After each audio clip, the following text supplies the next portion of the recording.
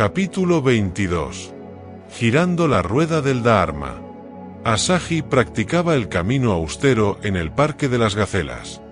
Un día, después de meditar sentado, vio, a lo lejos, a un monje que caminaba hacia él. Cuando el extraño se aproximó, reconoció aquella silueta tan familiar. Era Siddhartha. Inmediatamente corrió a comunicárselo a sus 4 amigos. Badilla, malhumorado, dijo: Siddhartha abandonó las austeridades a medio camino. Comió arroz, bebió leche y se relacionó con los niños del pueblo. No debemos saludarle. Así pues, los 5 amigos decidieron que no le recibirían a las puertas del parque, incluso, que no se levantarían a saludarle si se les acercaba. Pero lo que ocurrió en realidad fue algo muy diferente. Cuando Siddhartha atravesó la puerta, los 5 ascetas estaban tan impresionados por su porte radiante que se levantaron al instante. Parecía estar rodeado por un aura de luz. Cada paso que daba revelaba una fuerza espiritual inusual. Su penetrante mirada neutralizó su intención de desairarle. Kondanna corrió hacia él y tomó su cuenco de mendicante. Mahanama fue a por agua para que pudiera lavarse las manos y los pies. Badilla le acercó un banquito para que se sentara y Bappa cogió unas hojas de palmera y empezó a abanicarle. Asaji se quedó a un lado sin saber qué hacer. Después de que se lavara las manos y los pies, a Asaji se le ocurrió ofrecerle un cuenco de agua fresca. Los 5 amigos se sentaron en círculo, alrededor de Siddhartha. Este les miró bondadosamente y dijo: Hermanos míos, he hallado el camino y he venido a compartirlo con vosotros. Asaji, un tanto escéptico, no sabía si creer o no las palabras del Buda. Tal vez los demás sintieron lo mismo, pues nadie habló durante un buen rato. Finalmente, Kondanna no pudo callarse y dijo: Gautama, abandonaste la práctica, comiste arroz, bebiste leche y estuviste con los niños del pueblo. ¿Cómo puedes haber hallado el camino de la liberación? Siddhartha le miró a los ojos y respondió: Amigo Kondanna, me conoces desde hace mucho tiempo, ¿acaso te he mentido alguna vez? Kondanna tuvo que admitirlo: es cierto, Siddhartha, tú siempre has dicho la verdad. Entonces, amigos, escuchadme por favor. Deseo mostraros el gran camino que he hallado. Seréis los primeros en oír mi enseñanza.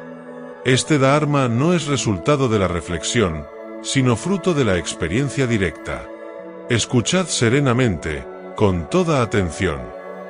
La voz del Buda vibraba con tal convicción espiritual que sus 5 amigos juntaron las palmas de las manos y alzaron la mirada hacia él. Kondanna habló en nombre de todos ellos: Por favor, amigo Gautama, ten compasión de nosotros y enséñanos el camino. El Buda habló apaciblemente: Hermanos míos, hay 2 conductas extremas que toda persona que recorre el camino debe abandonar. La primera consiste en entregarse a los placeres sensuales, y la segunda, en practicar las austeridades que privan al cuerpo de sus necesidades vitales. Ambos extremos conducen al fracaso. El camino que he hallado es el camino medio que evita los 2 y que tiene la capacidad de conducir al practicante a la comprensión, a la liberación y a la paz. Es el noble camino óctuple de la comprensión correcta, el pensamiento correcto, la palabra correcta, la acción correcta, el modo de sustento correcto, el esfuerzo correcto, la atención correcta y la concentración correcta. He seguido este noble camino y he alcanzado la comprensión, la liberación y la paz. Hermanos, ¿por qué lo llamo el camino correcto? Lo llamo así porque ni evita ni niega el sufrimiento, sino que permite afrontarlo directamente como medio para superarlo. El noble camino óctuple es el que se vive con conciencia despierta. La plena atención es el fundamento. Practicándola, se desarrolla la concentración que permite alcanzar la comprensión.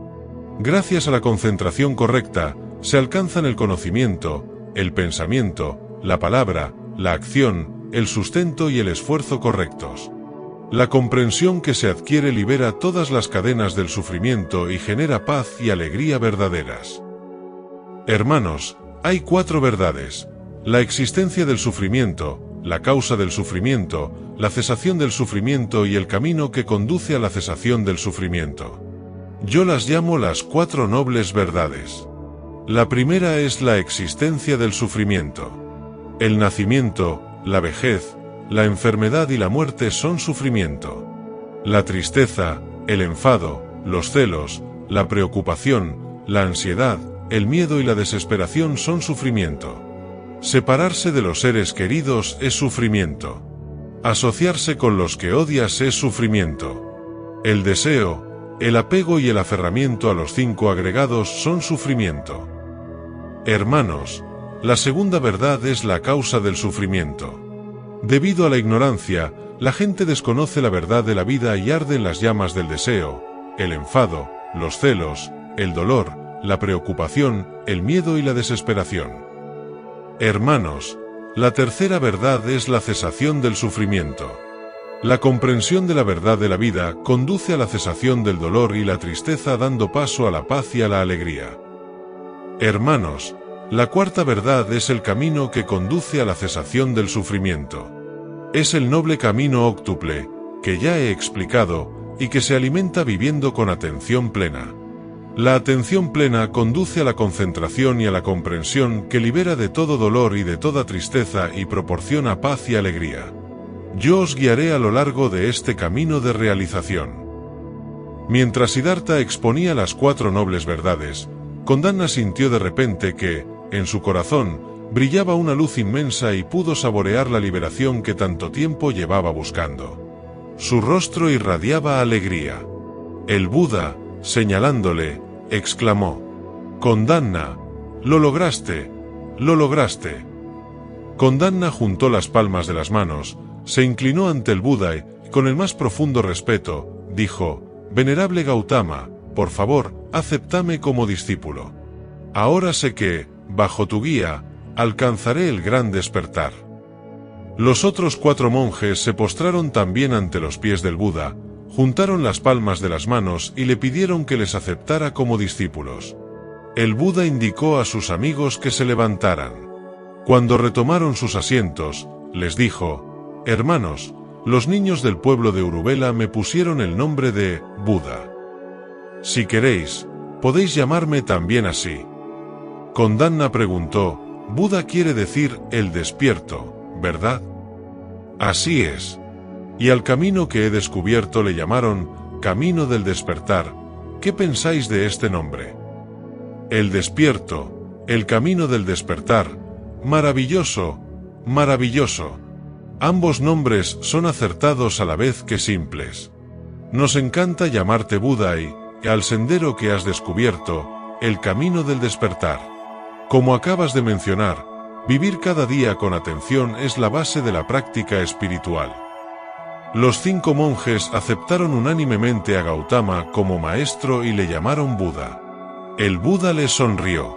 Por favor, hermanos, practicad con un espíritu abierto e inteligente, y en 3 meses, habréis alcanzado el fruto de la liberación. El Buda permaneció en Isipatana para guiar a sus 5 discípulos que, siguiendo su enseñanza, abandonaron la práctica de las austeridades. Cada día, 3 monjes salían a mendigar comida y la compartían con los otros 3. El Buda les prestaba una atención individualizada, permitiendo que sus discípulos progresaran rápidamente. El Buda les mostró la naturaleza transitoria y carente de un yo de todos los fenómenos. Les enseñó a contemplar los 5 agregados como 5 ríos que fluyen constantemente sin contener nada que pueda considerarse separado o permanente. Los 5 agregados serían el cuerpo, las sensaciones, las percepciones, las formaciones mentales y la conciencia. Meditando en ellos, llegaron a ver su conexión íntima y maravillosa con todo cuanto existe en el universo.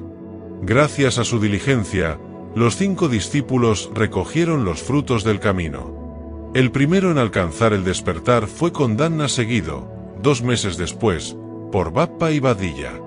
Mahanama y Asaji lograron también el estado de Arhat.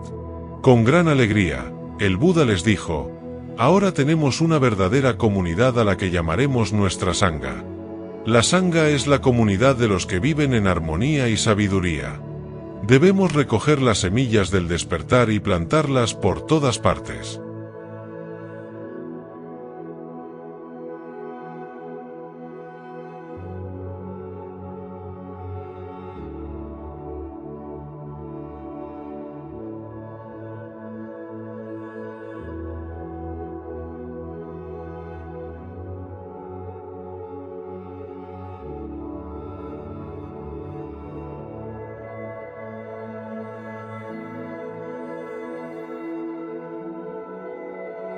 Capítulo 23. El néctar del Dharma.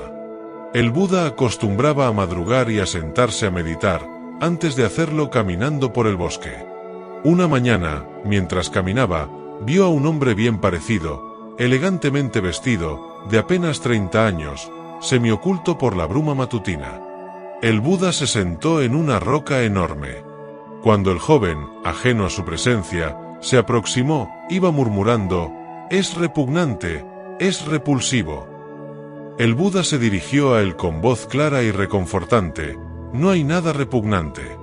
No hay nada repulsivo». El joven se paró en seco, alzó la mirada y vio al Buda allí sentado, relajado y sereno. Se quitó las sandalias, se postró ante él y se sentó en una roca próxima. El Buda le preguntó: «¿Qué es tan repugnante, tan repulsivo?». El hombre se presentó.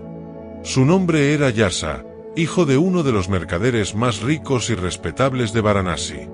Yasa había disfrutado siempre de una vida esplendorosa y acomodada. Sus padres colmaban todos sus caprichos, le proporcionaban todo tipo de placeres y comodidades, una bonita residencia, joyas, dinero, vino, cortesanas, banquetes y festejos. Pero él, sensible e inteligente, se sentía asfixiado por esa vida que ya no le aportaba satisfacción alguna. Era como si estuviese encerrado en una habitación sin ventanas. Necesitaba aire fresco, una vida simple y saludable. La víspera, se había reunido con unos amigos para comer, beber, escuchar música y distraerse con unas jóvenes y encantadoras cortesanas, pero, por la noche, se despertó y al contemplar el espectáculo de sus amigos y las mujeres durmiendo repantigados en el suelo, constató que no podía continuar viviendo de ese modo. Se echó un manto sobre los hombros, se calzó unas sandalias y salió por la puerta principal sin saber siquiera a dónde iba.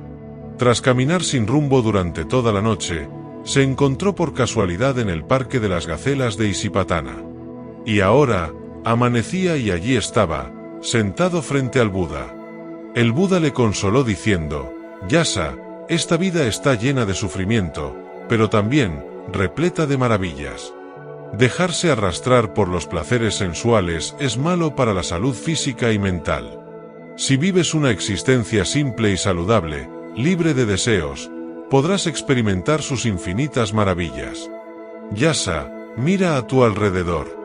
¿Ves los árboles, erguidos en medio de la bruma de la mañana? ¿Acaso no son bellos? La luna, las estrellas, los ríos, las montañas, la luz del sol, el canto de los pájaros y el sonido de los manantiales son manifestaciones de un universo que puede proporcionar una felicidad inconmensurable. La felicidad que nos aporta alimenta la mente y el cuerpo. Cierra los ojos y respira profundamente. Ahora, ábrelos. ¿Qué ves? Los árboles, la bruma, el cielo, los rayos del sol. Tus propios ojos son maravillas. Pero como no has estado jamás en contacto con tales maravillas, desprecias tu mente y tu cuerpo. Algunas personas llegan a sentir tal desprecio por sí mismas, que solo desean poner fin a su existencia. No ven más que el sufrimiento de la vida. Pero el sufrimiento no es la verdadera naturaleza del universo, sino el resultado de un modo de vida erróneo y de una comprensión equivocada de la existencia.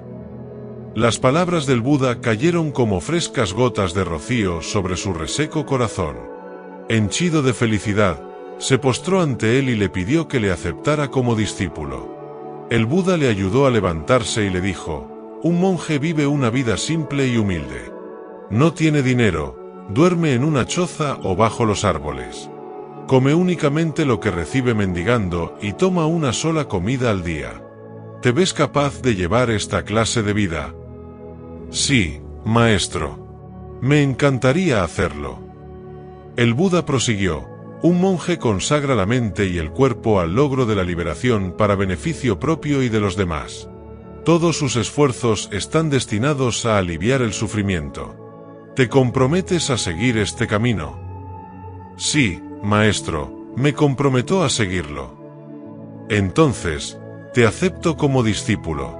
En mi comunidad, al discípulo, se le llama monje, que significa mendigo.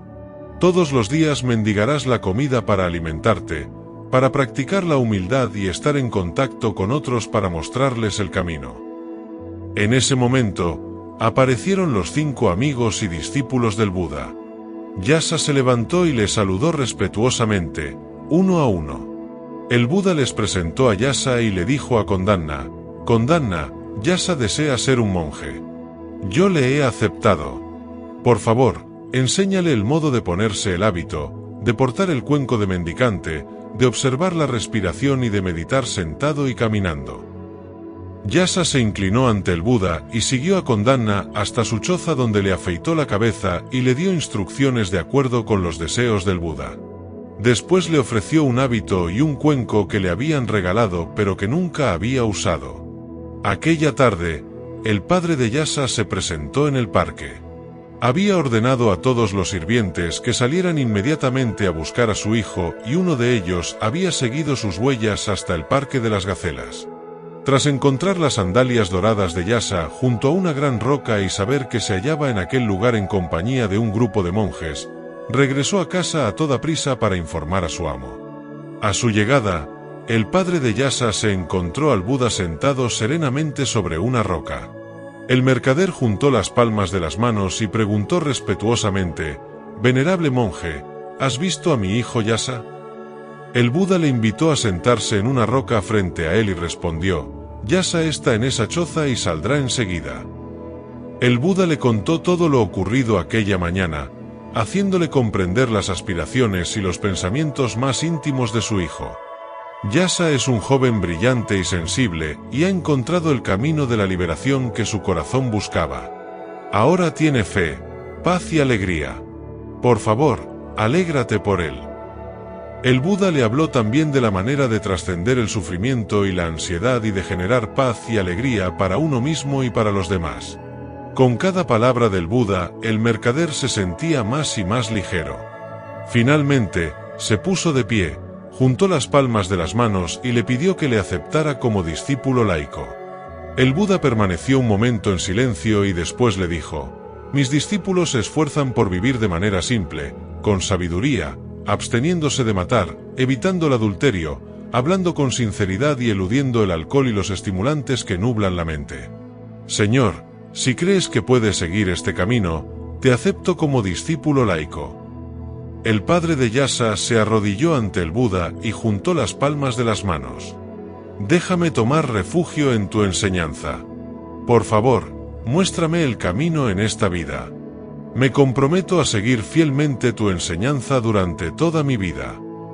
Mientras el Buda le ayudaba a incorporarse, se reunió con ellos Yasa, vestido con el hábito y con la cabeza afeitada.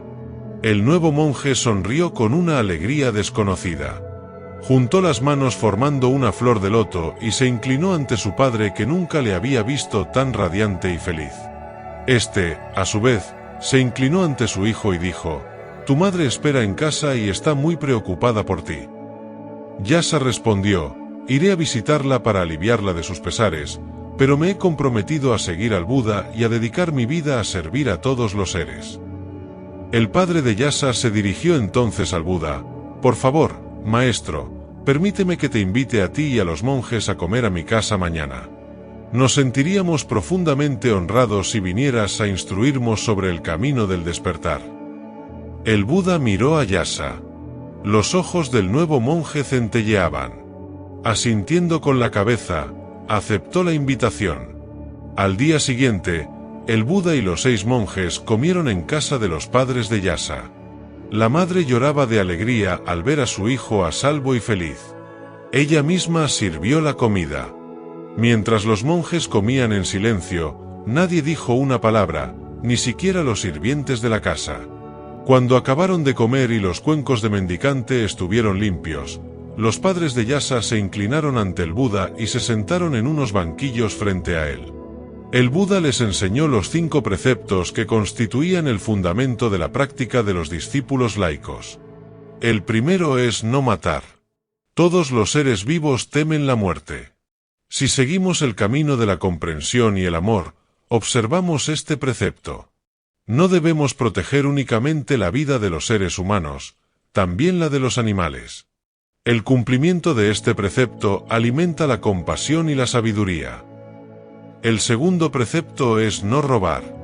No tenemos derecho a apoderarnos de lo ajeno, ni tampoco a enriquecernos explotando a otros. Hemos de encontrar la manera de ayudar a los demás a valerse por sí mismos. El tercero es no mantener una conducta sexual incorrecta. No violéis los derechos y compromisos de otros, y permaneced siempre fieles a vuestro cónyuge. El cuarto precepto es no mentir. No pronunciéis palabras que distorsionen la verdad o causen discordia y odio, y no extendáis noticias de las que no tengáis certeza. El quinto precepto es no hacer uso del alcohol ni de ningún otro estimulante. Si vivís de acuerdo con el espíritu de los 5 preceptos, evitaréis el sufrimiento y la discordia para vosotros, para vuestra familia y para vuestros amigos, y vuestra felicidad en esta vida se multiplicará. Mientras la madre de Yasa escuchaba al Buda, sintió como si la puerta de la felicidad acabara de abrirse en su corazón. Enormemente complacida de que su marido hubiera sido aceptado como discípulo laico, se arrodilló ante el Buda y juntó las palmas de las manos. Ella también fue aceptada como discípula laica. El Buda y los 6 monjes regresaron a Isipatana.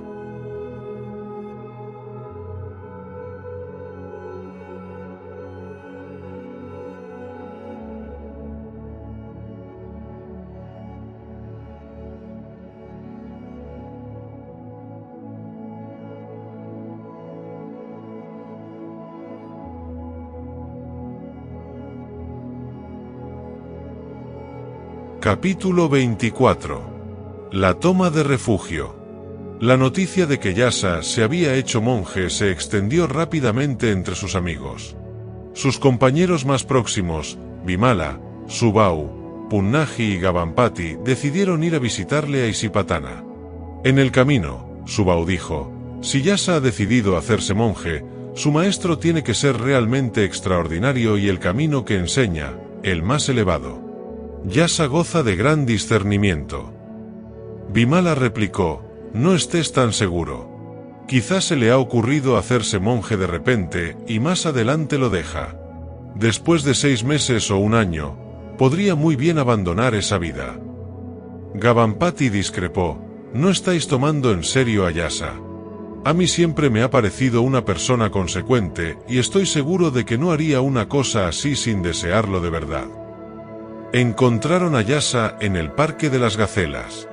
Les presentó al Buda. Maestro, estos 4 amigos son personas excelentes. Por favor, compadécete de ellos y abre sus ojos al camino de la liberación. El Buda se sentó a hablar con los 4 jóvenes. Al principio, Bimala era el más escéptico, pero, cuanto más escuchaba, más impresionado estaba. Finalmente, propuso a sus 3 amigos solicitar la autorización para hacerse monjes. Los 4 jóvenes se arrodillaron ante el Buda, reconociendo su sinceridad, les aceptó en el acto. Después pidió a Kondanna que les transmitiera la instrucción básica. Varios cientos de jóvenes, que conocían a Yasa, no tardaron en tener noticias de su ordenación y de la de sus 4 mejores amigos. Unos 120 se reunieron ante la casa de Yasa, todos ellos de 20 y tantos años, y decidieron visitar Isipatana esa misma mañana. Yasa fue informado de su llegada y salió a recibirles. Les habló de su decisión de vivir como un monje, y después, les condujo ante el Buda. El Buda les habló del camino que conduce a la cesación del sufrimiento. También habló de su propia búsqueda y de su voto, siendo aún muy joven, de encontrar el camino. Los 120 hombres escuchaban extasiados. 50 de ellos quisieron ordenarse inmediatamente y muchos de los 70 restantes lo hubiera hecho si no hubieran tenido responsabilidades como hijos, maridos o padres. Yasa pidió al Buda que aceptara a sus 50 amigos. El Buda accedió. Lleno de júbilo, Yasa dijo: «Con tu permiso, mañana pasaré por la casa de mis padres cuando salga a mendigar y les preguntaré si desean hacer un ofrecimiento de hábitos y de cuencos para estos nuevos monjes». El Buda tenía ahora 60 monjes con los que convivía en el Parque de las Gacelas, donde permaneció 3 meses más, guiando a la comunidad. Durante dicho periodo, aceptó como discípulos laicos a cientos de hombres y mujeres. El Buda enseñó a los monjes a observar el cuerpo, las sensaciones, las percepciones, las formaciones mentales y la conciencia. Les habló de la naturaleza interdependiente de todas las cosas y de la importancia de meditar en ella. Dijo que todas las cosas dependían del resto para surgir, desarrollarse y desaparecer. Sin la coproducción dependiente, nada podría manifestarse. En una cosa existían todas las demás. La meditación en la coproducción dependiente, añadió, es una puerta que conduce a la liberación del nacimiento y la muerte. Tiene el poder de destruir las visiones rígidas y estrechas, por ejemplo, la creencia de que el universo ha sido creado por un dios o a partir de algún elemento como la tierra, el agua, el fuego o el aire. El Buda asumía su responsabilidad con los discípulos y los cuidaba y guiaba como un afectuoso hermano mayor, pero parte de dicha responsabilidad la compartía con sus 5 primeros monjes. Kondana guiaba a 20 monjes, mientras que los otros 4 tenían a su cargo a 10. Viendo que los monjes hacían grandes progresos en el camino espiritual, el Buda reunió a la comunidad y dijo: «Monjes, por favor, escuchad. Somos totalmente libres. Nada nos ata. Ahora comprendéis el camino. Por lo tanto, proceded con confianza y avanzaréis a pasos agigantados. Podéis partir de Isipatana cuando lo deseéis. Caminad como personas libres y compartid la enseñanza. Por favor, sembrad las semillas de la liberación y la iluminación para traer paz y felicidad a los demás. Enseñad el camino de la liberación, que es bello de principio a fin, en su forma y contenido. Innumerables seres se beneficiarán con la propagación del Dharma. En cuanto a mí, pronto partiré. Tengo intención de dirigirme hacia el este. Deseo visitar el árbol Bodhi y a los niños del pueblo de Uruvela. Después, visitaré a un amigo especial en Rajaga». Tras escuchar sus palabras, muchos monjes, vestidos con el hábito color ladrillo y con sus cuencos de mendicante, dejaron Isipatana para propagar la enseñanza. Tan solo 20 monjes permanecieron en el lugar. En poco tiempo, muchas personas de los reinos de Kashi y Magadha oyeron hablar del Buda y de sus discípulos. Se enteraron de que un príncipe del clan Sakya había alcanzado la liberación y enseñaba el camino en Isipatana, cerca de la ciudad de Varanasi. Muchos monjes que no habían alcanzado aún los frutos de la liberación se sintieron inmensamente alentados y acudieron a Isipatana. Tras escuchar las palabras del Buda, la mayoría de ellos tomó los votos de monje. Los que habían partido de Isipatana para propagar la enseñanza volvieron con otros muchos jóvenes deseosos también de hacerse monjes. Así, el número de discípulos aumentó rápidamente. Un día, el Buda reunió a la Sangha en el Parque de las Gacelas y dijo: «Monjes, de ahora en adelante, no va a ser necesario que ordene personalmente a los nuevos monjes ni que el que desee ser ordenado tenga que venir a Isipatana. Quien quiera recibir la ordenación debe poder hacerlo en su propia ciudad, en presencia de sus amigos y familiares. Además, desearía, al igual que vosotros, ser libre para quedarme aquí o para marcharme. A partir de ahora, cuando os encontréis con un sincero aspirante a monje, podréis ordenarle allí donde estéis». Kondana se levantó y juntó las palmas de las manos. «Maestro, por favor, explícanos la ceremonia de ordenación para que podamos celebrarla». El Buda respondió: «Hacedlo tal y como lo he estado haciendo yo». Asaji se levantó y dijo: «Maestro, tu presencia es tan imponente que no precisa de una ceremonia formal, pero, para nosotros, es imprescindible, hermano Kondana, quizá pueda sugerir el modo de hacerlo. El Buda está aquí y puede completar tu propuesta. Kondanna permaneció unos minutos callado y después habló así: respetado Buda, en primer lugar, creo que el aspirante a monje debe permitir que se le afeite el pelo y la barba. Seguidamente, ha de recibir instrucciones sobre cómo vestir el hábito que se pondrá a continuación.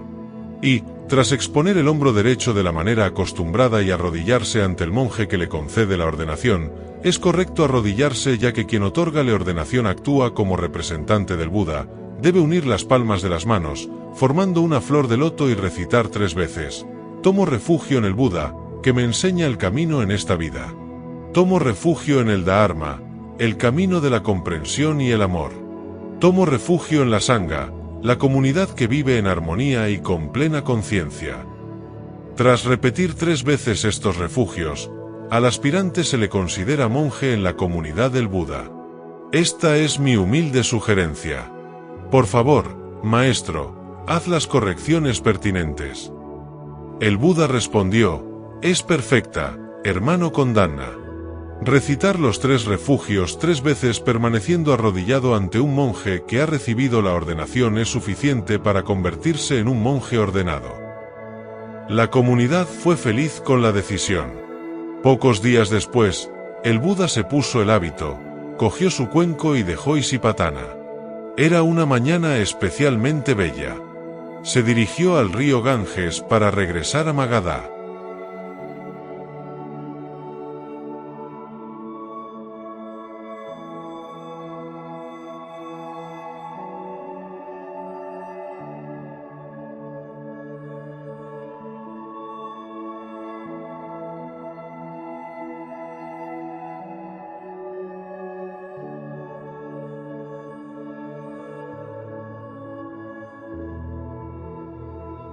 Capítulo 25. Música celestial.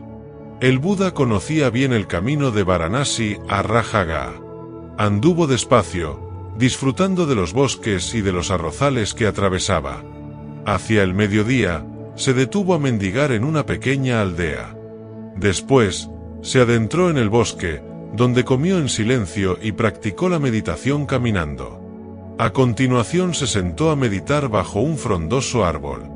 Le gustaba estar solo en el bosque. Cuando llevaba varias horas meditando, pasó por allí un grupo de jóvenes bien vestidos y obviamente agitados. Algunos portaban instrumentos musicales.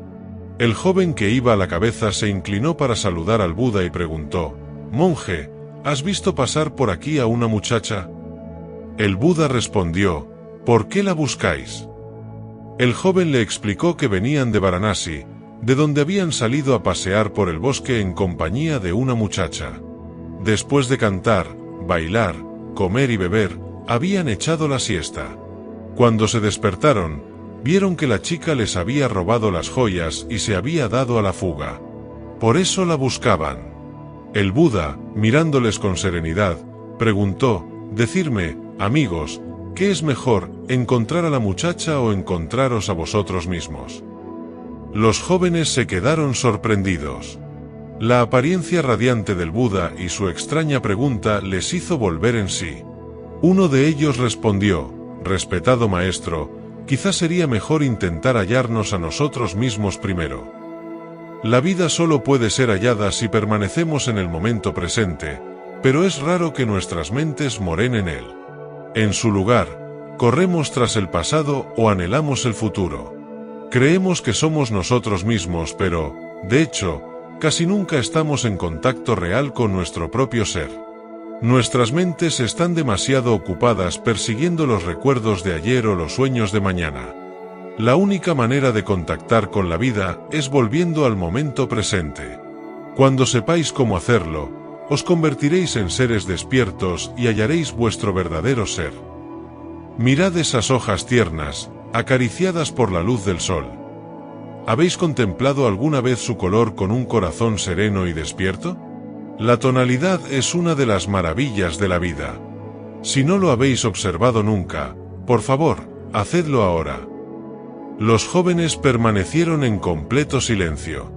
Siguiendo sus indicaciones, observaron las hojas que se balanceaban con la brisa de la tarde.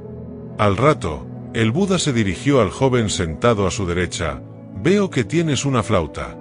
Por favor, toca algo». El joven, con cierta timidez, se llevó la flauta a los labios y empezó a tocar. Todos escucharon atentamente. El sonido de su instrumento era como el llanto lastimero de un amante decepcionado. Los ojos del Buda no se apartaron ni un instante del intérprete. Cuando acabó de tocar, la tristeza parecía envolver el bosque. Todo el mundo permaneció en silencio hasta que, de repente, el joven flautista le tendió el instrumento al Buda y dijo: «Respetable monje, por favor, toca para nosotros». El Buda sonrió, mientras el resto se reía a carcajadas, tomando a su amigo por un verdadero loco. ¿Quién ha oído alguna vez que un monje toque la flauta? Pero, para su sorpresa, el Buda tomó el instrumento en sus manos.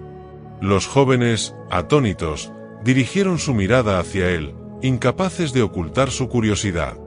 El Buda respiró profundamente varias veces, antes de llevarse la flauta a los labios.